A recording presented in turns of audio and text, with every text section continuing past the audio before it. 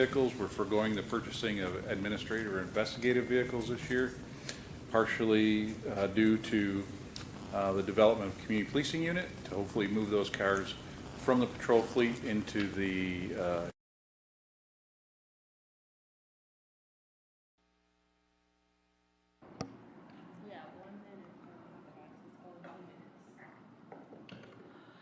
It's now 6 o'clock, and I'd like to welcome you to the April 9th meeting of the Citizens Public Safety Review and Appeal Board.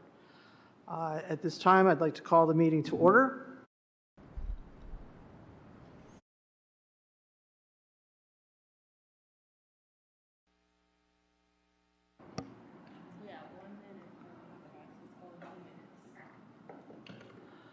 It's now 6 o'clock, and I'd like to welcome you to the April 9th.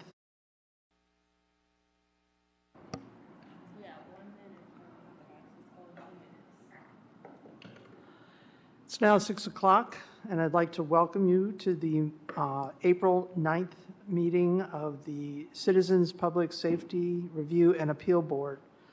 At this time, I'd like to call the meeting to order. Roll call, please. Jason Allen. Present. Christopher Caldwell. Present. Wally Ferreira. Present. Luis Garcia. Here. Ebony Hemphill. Present. Susan Stapleton. Here. Larry Tolbert. Present. Thank you for being.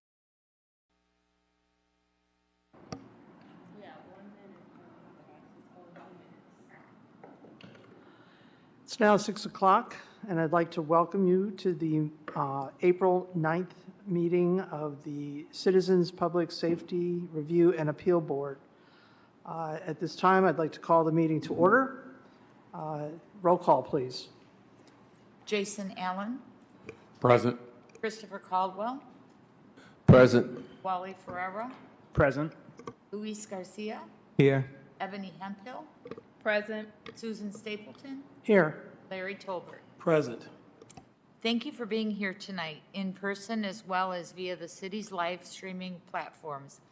Public comments will be accepted during the times as indicated on today's meeting agenda. Community members that wish to provide public comments over the phone can call 888-382-9556 during the citizen comments period. They will enter a queue and will be prompted to offer their comments in turn. Callers will be commenting to the board live and will no longer be able to leave a recorded message. Thank you. We'll now move to the PCR report.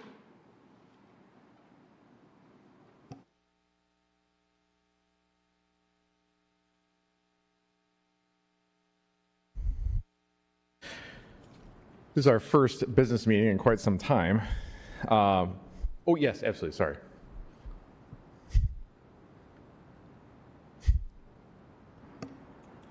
We have a few different agenda things up here. So I guess before we have the PCR report, could I get approval of the minutes of the October 10th, 23 meeting? I'll motion. Second. All those in favor signify by saying aye. Aye. Opposed? Abstentions? Thank you. Now. Oh, didn't want to get ahead of myself there. Good evening, everyone. For all those watching, my name is Chuck Mason. I'm the inspector with Kalamazoo Public Safety. So we haven't had a business meeting in a while. So the 2023 PCR annual report I had hoped to have in front of you for this meeting. It's completed. It's in front of the chiefs for review. I just wanted to ensure that the chiefs had their eyes on it before it went out to the public. So hopefully that will be provided to you here in a forthcoming meeting. But at least I have in front of you the 2024 numbers thus far. I know that we talked about sometime last year about providing some additional information on, or some additional context for some of these complaints.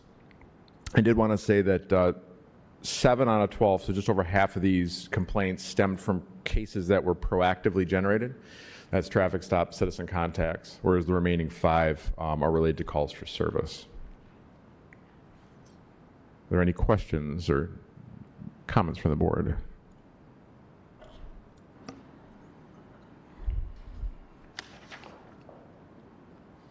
So I have one, because I think there's a finding that we're not typically used to seeing, which is the referred to human resources. Yep.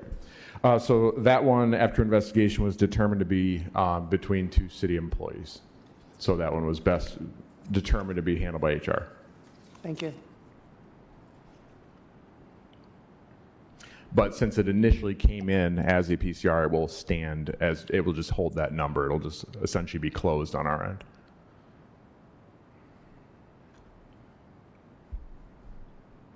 I just have a query, and then you may not be able to elaborate too much because like some of them are still open and Sure. whatever.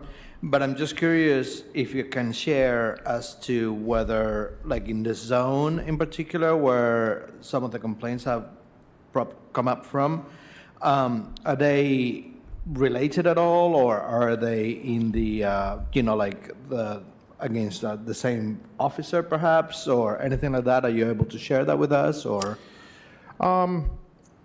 There doesn't seem to be, just kind of at a glance right now, there's not, doesn't seem to be a whole lot of consistency between the areas of the city where the complaints are coming in from. Thank you. Yeah.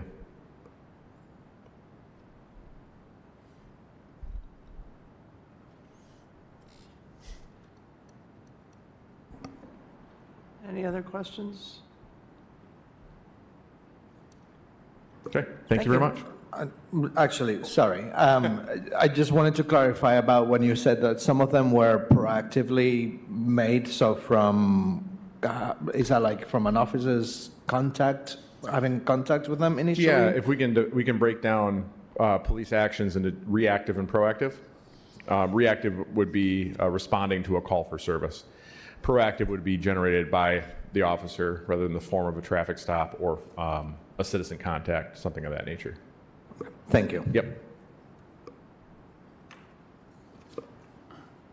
Are there, I have one more question.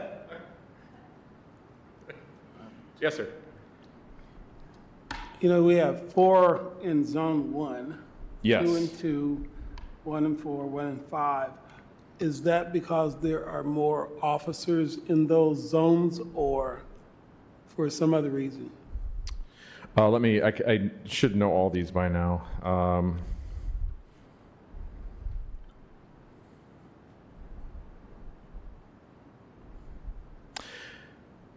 Several of these,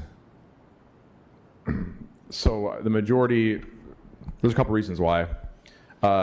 One, if a citizen comes to, sometimes I'll lump in, like KDPS headquarters is in zone 1. So if the citizen comes downtown and doesn't have a specific, they don't have a lot of specific information about when and where, or maybe it's just a general complaint, I'll put zone 1 down. But glancing at these, the majority of the zone 1 complaints had to do with mobile nuisance parties, which tend to concentrate in zone 1, the downtown area at night. So I would say that that's the reason for the kind of the repeat zone 1 complaints. Thank you. Mr. Allen. Yeah, I have a question. In looking at the report, I mean, quite honestly, what catches my eye are all of the complaints seem to be posed by African Americans for 2 that were non-race. So is there any discussion or anything about why so many are from that demographic and not the other demographics?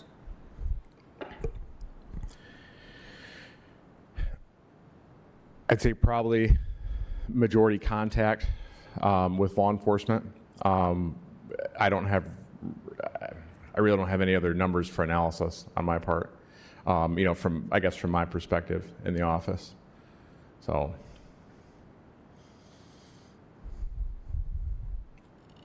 It's not a great answer, but unfortunately, I don't have a whole lot I don't have a whole lot of information to. I would love to come to you with data, with something to do an analysis, but. Is that possible to do? Because I'm quite sure that they're not the only demographic that's having contact. Yes, it is. It would almost require it would be more beneficial to do a year by year analysis so we had numbers right? It only really makes sense looking at year after year, which it would take time. But then you also get into the motivation for filing a complaint, which even if you were to do analysis and say this is my belief as the Office of Professional Standards as to why complaints are coming in. Unfortunately, I can't answer the question as to the motivation of the individual to make to actually file the complaint or their belief in the officer's actions. But it's striking when you look at the numbers. I will agree with you there. Yeah, I would agree definitely. Yeah. All right, I appreciate the honesty. Yes. Mr. Tolbert. One more is when you have not reported for the gender and the race, is that because it was internal or not? No, when someone files a complaint, they have an option to put on the form gender and race, and if they don't put it at all, I'll just put NR. Okay, thank you. Yep. Sorry, just a follow-up on this conversation is when an officer has contact, whether it be going to a service call or proactively, do they have the demographics of the people that they're contacting at the time? What I'm trying to get to is whilst we're receiving what it appears to be an overwhelming amount of African American complaints, I think it would be also beneficial for us and for the community to see how does that compare to the demographics of the calls for service. So what the mixture looks like. So out of X amounts of calls for service, how many African Americans get contacted or how many Hispanics get contacted and so on. I don't know if that's one possible, and two, whether you see any benefit on that. It's another very hard number to grab. You could look at, I think about the numbers that we have available, like a number that I know we have is arrest numbers, but that's not a great number at all because that's only a certain, segment of contacts that went up in arrests. It's most of the calls for service that go on throughout the day, that data is never reported. Even though officers are writing cases, and when they write a case and they put person's name in it, certainly race and gender get incorporated into that case, but then all the additional contexts which don't end up having cases written, which are, and they end up being able to resolve without a report, those kind of go into the wind. And I would say that almost is the majority of our contacts that we have with people, that they're able to resolve it or solve the issue without actually having to write paper on it. So that's the unfortunate part about that. So. Thank you. Yes. Okay. Thank you. Thank you. At this time, I ask if there are any comments from our board members.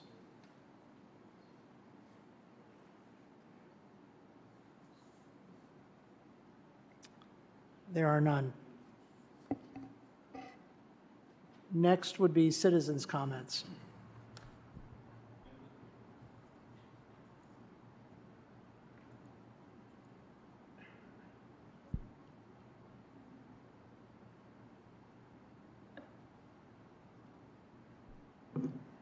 There are no call-in comments.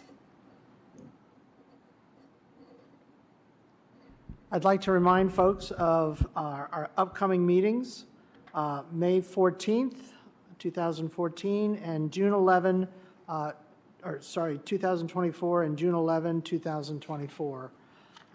And at the May 14th meeting, there is a scheduled appeal hearing.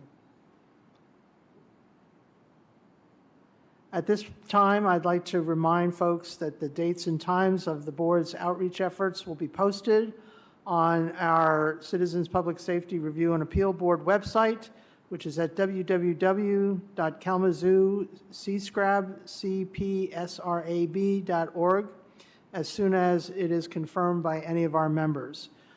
We are hoping to be out and about, introducing ourselves to the Kalamazoo community and as a way to listen to any issues and concerns that you might have, in particular with public safety, but as a way for the public to be listened to. And so we'd like to encourage our citizens to be taking advantage of any of these opportunities where we'll be out and about in the public arena. And if there's no further business for the board at this time, I'd like to adjourn this meeting, and the board will be moving into a closed session to work on our subcommittees. Meeting adjourned. I'll make a motion to adjourn the meeting.